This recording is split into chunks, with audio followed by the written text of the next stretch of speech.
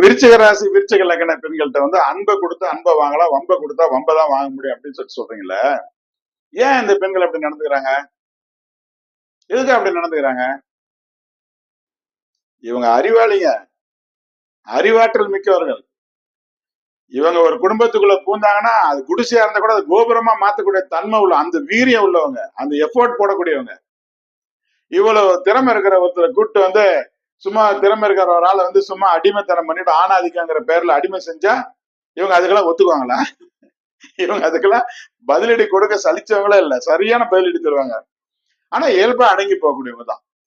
அடிமைப்படுத்தணும் அப்படின்னு நினைச்சா அந்த நினைக்கிறவங்க யாராக இருந்தாலும், கணவரா இருந்தா, மாமியாரா இருந்தா, மாமனாரா இருந்தா, அது இவங்களோட எவ்வளவு பெரியவங்களா இருந்தா அவங்க மரியாதை காத்துல பறந்துடும்.